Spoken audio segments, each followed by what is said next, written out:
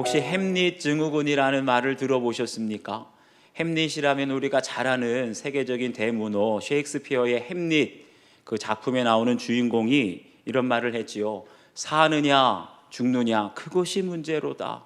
그러니까 이 대사에서 나오는 것처럼 우리가 살다 보면 정말 중요한 결정을 내려야 한 순간에 이러지도 저러지도 못하고 갈등하는 그 모습을 가리켜서 햄릿 증후군이라고 해요.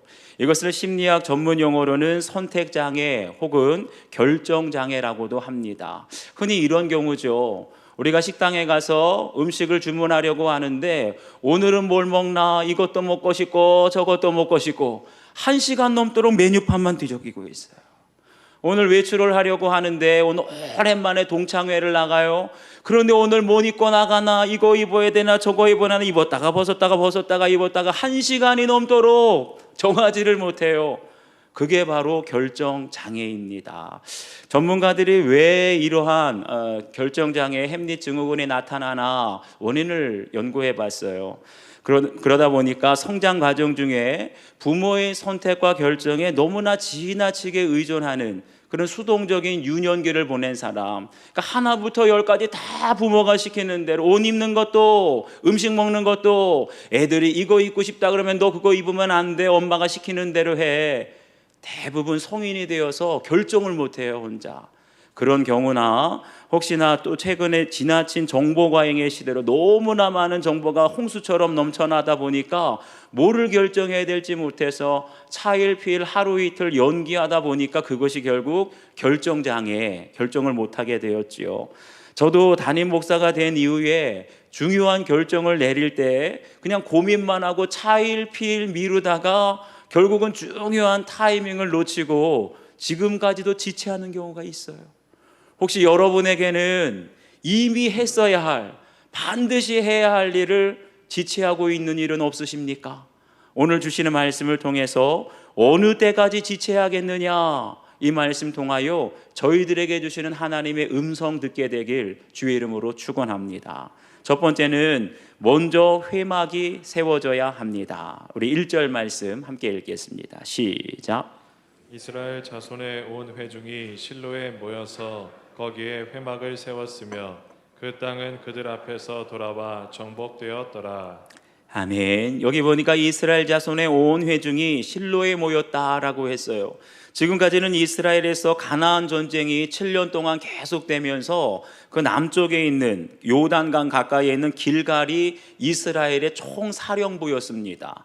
그러니 지금까지는 줄곧 이스라엘 백성들이 저 요단강 가까운 데 있는 길갈, 바로 그것이 어디냐? 할례를 행했던 곳이죠. 그곳을 중심으로 모였는데 오늘은 어찌된 일인지 길갈이 아닌 실로에서 모였다는 거예요. 지금까지는 전쟁을 치르느라고 남쪽에 있는 길갈을 중심으로 모였는데 이제는 전쟁이 끝났습니다. 그리고 정복한 땅을 모든 이스라엘 백성들에게 분배해야 하기 때문에 가나안 땅의 중심, 정중앙에 있는 실로, 그러니까 사방으로 터져 있는 이스라엘 백성들이 모이기가 훨씬 더 수월하고 적합했지요. 그래서 이 실로가 사무엘 시대까지 약 350년 동안 이스라엘에게 있어서 예배의 중심지가 됩니다. 그런데 왜 이 실로에 이스라엘의 모든 회중들이 모였나? 그 이유를 보니까 거기에 회막을 세웠다 그랬어요. 회막 세우기 위해서 모인 거예요. 회막이 무엇입니까? 회막이라는 말을 히브리어로 오헬 모에드라고 하는데 이 말은 문자적으로 만남의 장막이라는 뜻이에요. 출애굽기 29장 42절과 43절을 보면 내가 거기서 너희와 만나고 네게 말하리라, 회막에서 말하리라, 내가 거기서 이스라엘 자손을 만나리니 내 영광으로 말미암아 회막이 거룩하게 될지라. 그리고 뿐만 아니라 하나님께서는 마치 친구에게 얘기하듯이 바로 이 회막에서 모세를 만나주시고 계시의 말씀을 주셨지요. 그러니까 한마디로 회막은 어떤 것이냐? 하나님께서 이스라엘 백성들을 만나주시고 그 백성에게 계시의 말씀을 주시는 장소가 회막이었습니다. 그래서 40년 동안 이스라엘이 광야 행진을 할 때 항상 어느 곳에 머무르게 되면 그 이스라엘 백성들 정중앙 중심에는 항상 이 회막이 있었어요. 그리고 광야 행진을 할 때 이스라엘 백성들 맨 앞에는 언제나 하나님의 회막이 항상 이끌어갔지요. 이 회막은 한마디로 말하면 하나님께서 우리에게 임재하시고 우리와 늘 동행하신다는 확실한 증거가 되는 줄 믿습니다. 그런데 때를 보세요.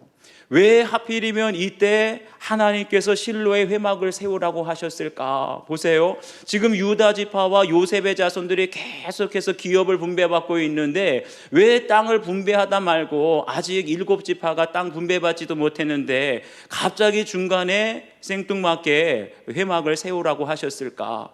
이유가 있습니다.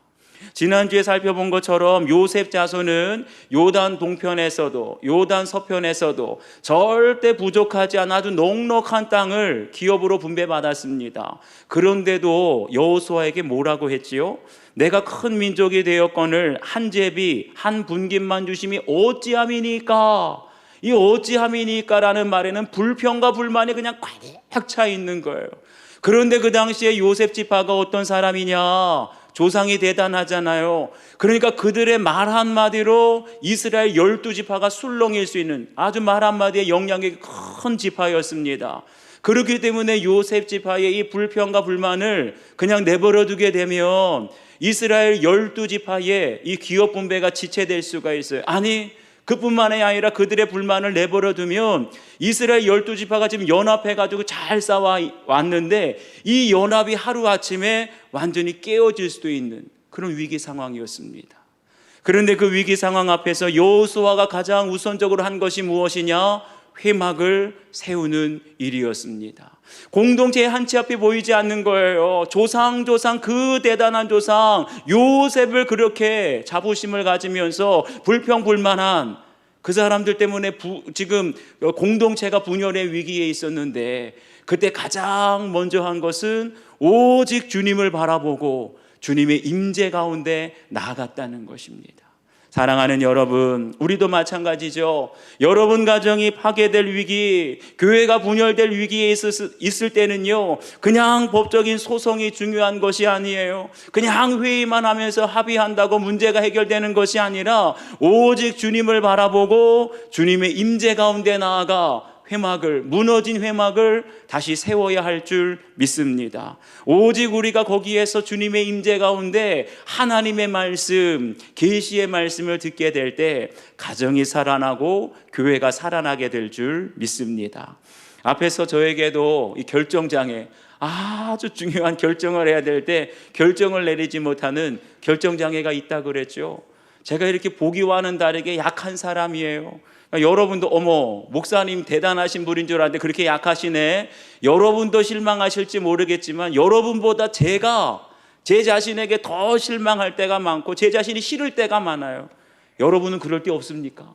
내가 정말 싫어질 때, 내 이것밖에 안 되나, 죄 지을 때마다, 혈기 부릴 때마다 내가 이것밖에 안 되나 신앙생활을 그렇게 오래 왔는데, 그런데요, 특별히 제가 언제 그렇게 잘 못하게 되느냐, 특별히 교회 안에 불평과 원망의 소리가 많아질 때 이렇게 하면 저 사람이 걸리고 저렇게 하면 이 사람이 걸리니까 결정 못할 때가 참 많이 있어요. 그리고 그냥 타이밍을 놓치게 되죠. 그렇게 저 자신에게 실망하게 될 때 제 안에서 나오는 고백, 주님, 저는 주님과 함께 죽었습니다. 나는 죽었습니다. 이 고백과 함께 주님을 바라보게 돼요. 그러면 내 생각과 내 의지대로 뭔가 결정하려고 할 때는 그냥 망설이고 갈팡질팡하다가 두렵고 염려하게 되는데 나는 죽었습니다. 이 고백과 함께 주님을 바라보게 되면은요, 내 안에 그 결정에 대한 두려움, 염려, 이게 싹 사라지고 마음에서 주님의 말씀이 떠올라요. 바로 이것이 예수로 사는 삶인 줄 믿습니다. 내 생각으로 할 때는 이렇게 결정하면 이 사람이 걸리고 저렇게 결정하면 저 사람이 걸리고 아무것도 결정하지 못하고 결정장애에 빠질 수밖에 없는데 그 순간 나는 죽었습니다. 그리고 예수로 살겠습니다. 주님의 말씀이 들려오게 될 때 비로소 소란스러운 그 불만과 불평이 잠잠해지고 가정과 공동체 안의 모든 분열과 다툼이 잠잠해지고 오직 주님의 음성만 분명히 울리게 될 줄 믿습니다. 그 말씀이 들리게 될 때, 하나님의 음성이 들리게 될 때, 지금까지는 사람들 때문에 결정하지도 못하고 갈팡질팡 지체하고 있었는데, 주님 바라보게 되면, 그 음성이 들려지게 되면 주님과 함께 지체했던 그 자리에서 다시 일어나게 될 줄 믿습니다. 한번 여러분도 적용해 보세요. 지금 우리 가정과 공동체를 어렵게 하는 불평과 불안의 문제는 무엇입니까? 자꾸만 자식들이 그냥 불편하고, 남편은 남편대로, 아내는 아내대로, 또 교회 안에서는 또 교회 안에서대로 불평과 또 불안의 문제가 있지는 않습니까? 그러한 가정과 공동체의 위기를 해결하기 위해서 지금 당장 내가 세워야 할 회막은 무엇인지, 여러분, 괜히 불평이 나오고 교회가, 가정이 불화가 일어나는 게 아니에요. 예배가 무너져서 다시 한번 주님의 임재 가운데 예배가 회복될 수 있길 주의 이름으로 축원합니다. 두 번째는 게으르면 지체할 수밖에 없습니다. 우리 2절과 3절 말씀 함께 읽겠습니다. 시작. 그러나 이스라엘 자손 중에 그 기업의 분배를 받지 못한 자가 아직도 7지파라. 여호수아가 이스라엘 자손에게 이르되 너희가 너희 조상의 하나님 여호와께서 너희에게 주신 땅을 점령하러 가기를 어느 때까지 지체하겠느냐. 아멘. 여기 보면 기업의 분배를 받지 못한 자가 7지파라. 다 받은 줄 알았더니 아직 기업을 분배받지 못했어요. 지금까지 르우벤과 갓, 므낫세 반지파는 요단 동편에서 받았지요. 그리고 유다와 에브라임, 나머지 므낫세 반지파는 요단 서편 가나안 땅에서 기업을 받았습니다. 그리고 그 나머지 못 받은 지파가 누구냐? 베냐민, 시므온, 스불론, 이사갈, 아살, 납달리, 단. 이렇게 7지파는 아직까지 기업을 분배받지 못했다는 거예요. 그런데 남들은 다 받았는데, 요셉 지파도 받았고 유다 지파도 받았고 다 받았는데 왜 이 7지파는 기업의 분배를 받지 못했느냐? 여기 3절을 보면 여호수아가 그들에게 하는 말이 나옵니다. 너희가 너희 조상의 하나님 여호와께서 너희에게 주신 땅을 점령하러 가기를 어느 때까지 지체하겠느냐? 여기 보면 여호와께서 너희에게 주신 땅 이미 완료됐다는 거예요. 그러니까 하나님께서는 이미 그 모든 땅을, 가나안 땅을 이스라엘 자손들에게 주셨어요. 그래서 믿음으로 가서 취하기만 하면, 점령하기만 하면 되는데, 이 7지파는 하나님이 이미 주신 땅을 어째요? 아직까지도 점령하지 못하고 아무것도 안 하고 있는 겁니다. 이렇게 하나님의 나라는 항상 이미와 아직 사이에 존재하고 있습니다. 예수님께서 십자가에 못 박혀 죽으심으로 말미암아 하나님의 나라는 우리 안에 이미 이루어진 줄 믿습니다. 그런데 아직 이 땅에서 완성되지는 않았다는 거예요. 그렇다고 해서 우리가 하나님의 나라를 반드시 죽고 나서 갈 필요는 없습니다. 이 땅에서도 누릴 수 있다는 거죠. 우리가 늘 주님을 바라보고 주님과 하나가 될 때, 주님과 온전히 동행하게 될 때 이 땅에서도 하나님의 나라를 온전히 누리게 될 줄 믿습니다. 그런데 하나님의 나라를 이 땅에서 우리가 누리기 위해서는 반드시 십자가의 복음, 다시 말하면 나는 죽고 예수로 사는 이 십자가의 복음을 제대로 이해해야 돼요. 제가 이 말씀을 전하기 시작하니까 성도들 중에 목사님, 나는 죽었다라고 생각을 했는데 돌아보니까 내가 또 살아있어요. 내 자아가 살고 내 혈기가 살고 교만에 살고, 그러니까 나는 또 죽어야 되나요? 그러니까 맨날 나는 죽고 돌아보니까 또 살아있네, 또 죽고. 여러분, 그러니까 자꾸만 헷갈리는 겁니다. 나는 죽었다는 말은 어떠한 일이 있을 때마다 죽는다는 것이 아니에요. 내가 죽었다는 것은 이미 우리를 위해서 예수님께서 십자가에서 이루신 그 사건을, 십자가의 은혜를 믿는 거예요. 믿기만 하면 돼요. 아까도 제가 결정장애가 있어서 저한테 실망하고 내가 싫어질 때가 있는데 그 모든 모습이 나올 때마다 이미 나는 죽은 거예요. 나의 싫어진 모습, 죄 짓는 모습, 쓰러지고 넘어지는 모습. 그렇게 믿기만 하게 되면 그럴 때 우리가 주님을 바라보는 눈이 열려요.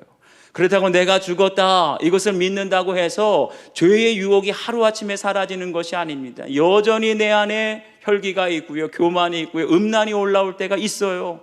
그런데 분명히 달라진 것이 한 가지가 있는데, 더 이상 우리가 죄의 종노릇 하지 않게 된다는 거예요. 예전에는 믿는다 하면서도, 예전에는 직분을 받았다 하면서도 내가 왜 이런 악한 생각을, 내가 왜 이런 죄를 짓나 하게 되면요, 죄책감 때문에 한없이 무너지는 거예요. 그래서 스스로를 자책하면서 일주일도 한 주일도 회복이 안 돼요. 그런데 나는 죽었다, 예수님께서 이미 나와 함께 죽으셨다는, 내가 예수님과 함께 죽었다는 이 사실이 믿어지게 되면 더 이상 죄의 정도를 하지 않고 훌훌 털어버릴 수가 있어요. 그리고 그 회복의 시간이 점점 짧아집니다. 그리고 날마다 24시간 주님을 바라보게 되고 나는 죽고 예수로 사는 삶, 주님과 동행하게 되면 이제는 더 이상 죄를 짓고 싶어도 죄를 짓지 않는 그러한 삶을 살게 될 줄 믿습니다. 이게 저는 안 믿어졌어요. 이미 예수님께서 우리를 위해서 십자가에서 날 위해 죽어주셨는데 이게 지식적으로만 알고 믿어지지 않으니까 천국의 삶을 몰랐던 거예요. 맨날 죄 짓고 맨날 넘어지고 맨날 후회하고 내가 싫어지고 나에게 실망하고. 그런데 이제는 나는 죽고 예수로 사는 이 십자가의 복음이 온전히 믿어지고 24시간 주님을 바라보게 되니까 이제는 제가 주님께서 내 안에 계시는 것이 믿어지고, 그렇게 될 때 지금은 주님께서 나와 함께 하시면 내가 평생 죄 안 짓고, 아니 죄를 질래야 질 수 없는 삶을 살 수 있겠다, 이게 믿어져요.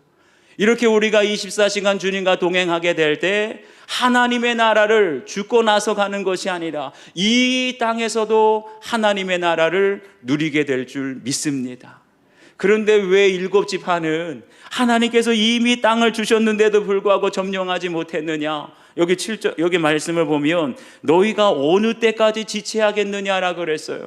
이 지체한다라는 말을 히브리어로 라파라고 하는데 그 말은 게으름을 피운다는 뜻이에요. 한마디로 말하면 그 일곱 지파에게도 하나님께서 약속해 주셨어요. 이 땅을 주겠다고. 그런데 그 말씀을 알고 있는데도 불구하고 게으름 때문에 차일피일 미루다가 결국은 하나님의 약속하신 말씀을, 약속하신 땅을 점령하지 못하게 된 것이죠. 열린교회 김남준 목사님이 쓰신 게으름이라는 책이 있어요. 그런데 그 게으름이라는 책의 부제가 거룩한 삶의 은밀한 대적이라 그랬어요.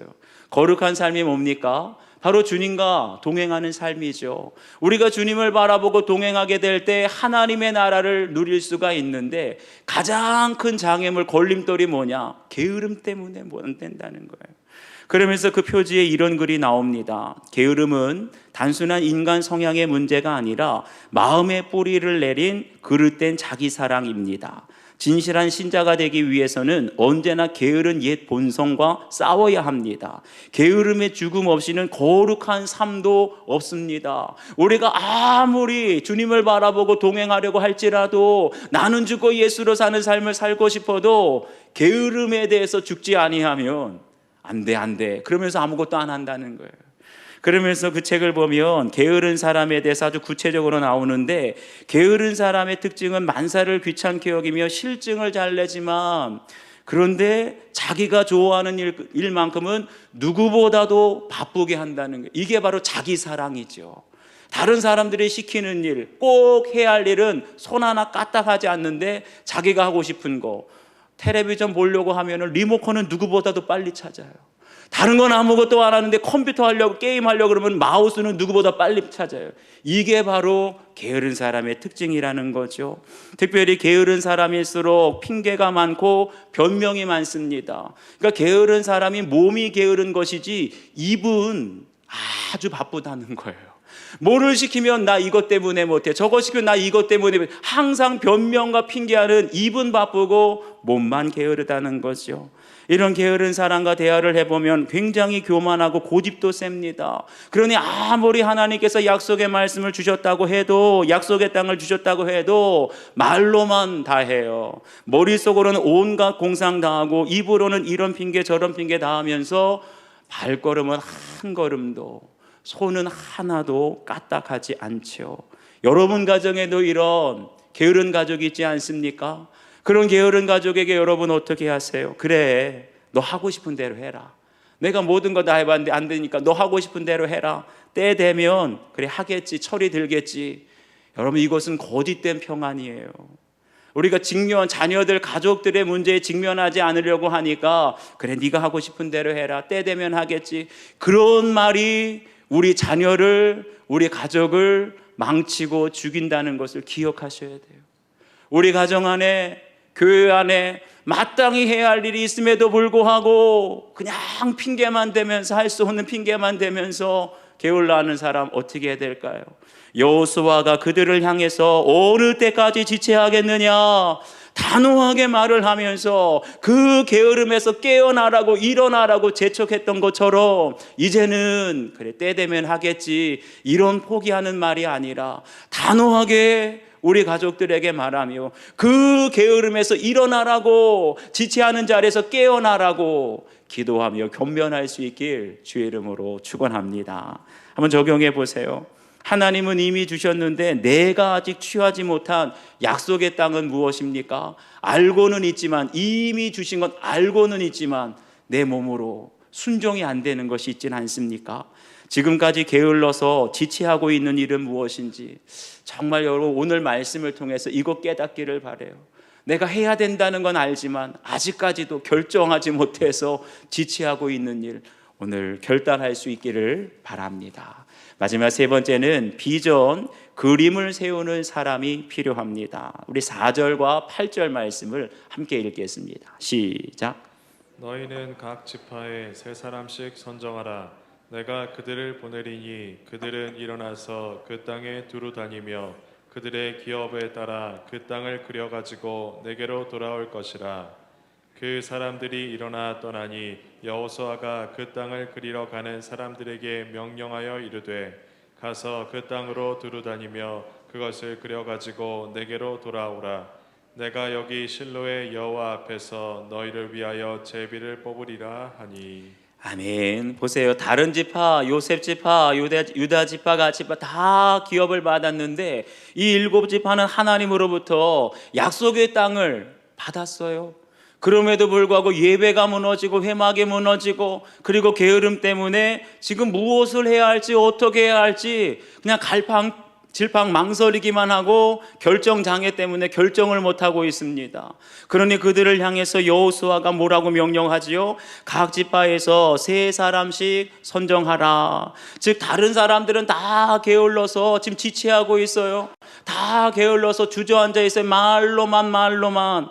그런데 그 중에 단 3명만이라도 일어나라는 거죠. 너희들이 지체하는 자리, 게으름의 자리에서 단 3명씩이라도 일어나라는 거예요. 그러면서 그 3명에게 뭐라고 명령하지요? 그 세 사람에게 말하기를 그 땅에 두루 다니며 그들의 기업에 따라 그 땅을 그려가지고 내게로 돌아올 것이라. 지파에서 선정된 3명에게 한 일은 하나예요. 그 땅에 그림을 그리고 다시 돌아오라는 거죠. 이게 단순한 것 같지만 중요한 메시지가 있습니다. 지금까지 기업의 분배를 받지 못한 7지파는 하나님의 말씀을 알고는 있었어요. 지식적으로는 이미 나는 죽고 예수로 산다는 거 알고는 있었지만 그 말씀대로 살지를 못하는 거예요. 그러니까 인간적인 생각으로 불평만 하면서 24시간 예수님과 동행하자니까 우리가 무슨 스토커냐, 주님을 맨날 바라보기 24시간 어떻게 그냥 인간적인 생각으로 불평만 하니까 결국 아무것도 못해요. 큐티도 못하고 동행도 못하고. 그러니까 적어도 각 지파에서 이 선정된 3사람만큼은 다른 사람들처럼 말로만, 머릿속으로만 그냥 상상하고 불평하지 말고 너희들만큼은 직접 그 땅으로 두루 다녀라. 이 말은 뭐냐 하면 두 눈으로 직접 보라는 거예요. 두 발로 직접 밟아보라는 거예요. 다른 사람들은 7지파의 모든 사람들은 그냥 말로만 이러쿵 저러쿵 불평하고 있는데 머릿속으로만 그게 가능하겠어? 그 땅을 우리가 얻을 수 있겠어? 어떻게 주님과 동행해? 나는 죽고 예수로 사는 거 알아도 그래도 죄 짓더라. 그러면서 아무것도 안 하고 있는데 적어도 너희 3사람만큼은 말로만, 머릿속에 생각으로만 하지 말고 직접 두 눈으로 보고 두 발로 직접 밟아보고 산지에도 올라가 보고 경사지에도 올라가 보고 평지에도 걸어보고 광야 네겝에도 걸어보면서 하나님이 너희를 위하여서 예비하신 그 땅이 얼마나 아름답고 얼마나 그것이 풍요로운지 두 눈으로 보라는 거예요. 두 눈으로 보고 두 발로 두루 다니게 될 때 그림을 그릴 수 있고 직접 본 사람만이, 몸소 체험한 사람만이 비전을 보게 될 줄 믿습니다. 그러니까 여러분 어떻게 되죠? 그 사람들이 이렇게 7지파에서 3사람씩 선정된 23명이 하나님의 말씀대로 순종하게 되니까 10절 보니까 어떻게 돼요? 이스라엘 자손의 분파대로 그 땅을 분배하였더라. 여러분 가만 보세요. 그림을 그리고 그 땅을 정탐하면서 그림 그리는 거 얼마나 작고 사소해 보입니까? 적어도 우리가 전쟁을 한다면 누구처럼 싸우고 싶어요? 여호수아처럼 다 대장 역할 하고 싶어요. 어렸을 때 골목에서 축구하게 되면 다 공격한대요. 아무도 수비하고 골키퍼 하는 사람은 아무도 없어요. 다 대장, 다 공격수. 그리고 이왕 싸울 거면은 갈렙처럼 이 산지를 내게 주소서 하며 아낙 자손들을 다 물리치면 얼마나 사람들에게 주목을 받았겠어요. 그러니까 이왕 전쟁에 나가면 다 여호수아 되려고 하지, 갈렙 되려고 하지, 누가 그림만 그리고 싶겠어요? 아유야, 남자로 태어났어. 이왕이면 칼을 뽑아야지 무슨 그림만 그리고 있냐. 자꾸 사소한 일처럼 보일 수 있죠. 그런데 각 지파에서 7지파 각 지파에서 3명씩 21명이죠. 이 21명이 여호수아의 명령대로 순종하여 그 땅을 두루 다니며 산지에도 경사지에도 평지에도 네겝에도 자세히 그림을 그리고 왔을 때 어때요? 그 이스라엘 자손의 분파대로 그 땅을 분배받았더라. 지금까지는 말로만 불평했어요. 지금까지는 머릿속으로만 상상하면서 안 돼 그렇게 하면 안 되고 다 주저앉고 있는데 누구가요? 3사람씩 말씀에 순종해서 칼은 잡지 않았지만 여호수아처럼 갈렙처럼 대단한 일은 아니지만 작고 하찮은 일에 순종하는 그 3사람을 통하여서 지금까지 기업을 분배받지 못한 7지파 모든 사람들에게 하나님의 약속의 땅이 분배된 줄 믿습니다. 아무리 작고 하찮아 보여도 우리 가정의 구원을 위해서 먼저 택함받은 저와 여러분이 반드시 해야 할 일이 있습니다. 우리는 이미 구원을 얻었지만 우리 가정에 또 우리 교회에 아직 이루어지지 않은 하나님의 역사가 있어요. 때로는 가족들에게 미안하다, 이 사과의 한마디가 가족을 살릴 수가 있습니다. 믿는 사람은 나 혼자, 남편은 믿지 않고 날마다 술 퍼마시고 날마다 사업하면 망하고 날마다 이 여자 저 여자 바람피며 다니지만 그럼에도 불구하고 믿는 내가 당신을 더 사랑하지 못해서 미안해요. 내가 당신을 마음으로 무시해서 미안해요. 사과는 이 한마디가 남편을 살릴 수 있어요. 아무것도 아닌 것 같지만 남자로 태어나서 밖에 나가서 큰 사업 돈 많이 버는 게 주목받을 일 같지만 가정에 돌아와서 작고 하찮은 일, 아내를 위해서 설거지하고 청소하고 재활용 쓰레기 버려주는 일 제가 요즘에 하고 있어요. 그런데 이 사소한 일로도 아내를 변화시키고 살리게 될 수 있어요. 교회에서도 마찬가지입니다. 다들 설교하고 다들 마이크 잡고 다들 앞에서 찬양 인도하면 누가 청소하죠? 누가 화장실 청소하고 누가 주방에서 땀 흘리면서 그릇 씻고 반드시 주목받는 일만 큰 것이 아니라 작고 사소한 일. 로렌스 형제는 30년 동안 설거지를 하면서도 주님 사랑합니다. 30년 동안 밥하면서도 주님 바라보며 동행하게 되니까 수도원에서 가장 행복한 주님과 동행하는 사람이 된 줄 믿습니다. 우리도 마찬가지. 교회에서 주목받는 일, 대단한 일이 아니라 작고 하찮은 일, 거기에 우리가 순종하게 될 때 우리 교회와 우리 가정에 아직까지 이루어지지 않은 하나님의 놀라운 약속, 하나님의 놀라운 구원의 역사가 이루어지게 될 줄 믿습니다. 많은 빚 때문에 정신없이 돈만 벌다가 아들의 방황 사건으로 엄마의 자리로 돌아왔다는 한 성도님의 큐티인 간증입니다. 저는 첫 직장에서 남편을 만나 결혼했는데 남편은 제일 친한 친구에게 사기를 당하고 보증 서준 것이 잘못돼서 많은 빚을 지게 되었습니다. 저는 빚을 갚고자 어린 아들들을 집에 남겨두고 정신없이 돈을 벌러 다녔습니다. 그러던 어느 날 아들이 친구들과 패싸움을 해서 교복에 피를 묻혀 왔는데 에이, 사춘기 남자아이니까 잠깐 저러다 말겠지. 이게 여러분 거짓 평안이에요. 그렇게 되면 자식들을 망칩니다. 그런데 며칠 뒤 아들이 학교 친구들과 후배에게 돈을 빼앗고 폭행하는 사건이 발생했습니다. 이 일로 피해 학생의 학부모님이 쓴 글에 아들의 죄목이 나왔는데 폭행과 협박과 금품갈취, 경찰에 신고하겠다는 거예요. 그런 아들의 제목을 보며 그제서야 내가 사랑 없고 무심한 엄마였음이 깨달아져서 눈물이 쏟아졌습니다. 엄마의 빈자리로 외롭고 불안해하던 아들은 친구들과 피 튀기면서 싸우면서 엄마 힘들어, 엄마 외로워 계속 저에게 사인을 보냈는데 저는 오직 빨리 빚을 갚아서 아들을 좋은 학교에만 보내려고 생각했습니다. 이렇게 달라요. 그러니까 가정에서 살림하고 애들 돌보는 것보다 밖에 나가서 돈 많이 버는 게 얼마나 멋져 보입니까?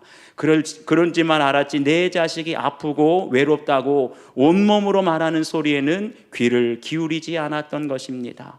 그날 피해 학생 부모님께 무릎을 꿇고 저녁까지 눈물로 용서를 구하고 나서 저는 아들과 교문을 나오며 엄마가 잘못했다라고 사과했습니다. 내 자식 아니어도요, 우리 아들이 만약에 이렇게 사고를 친다면 그 어머니는 다 마음이 찢어질 겁니다. 맞은 학생은 맞아서, 때린 학생은 때린 학생이라서 그 어머니의 부모의 마음은 갈갈이 찢어지죠. 그런데 지금까지 돈 벌려고 다닐 때는 자식이 변화되지 않았는데 엄마의 한마디 아주 사소하잖아요.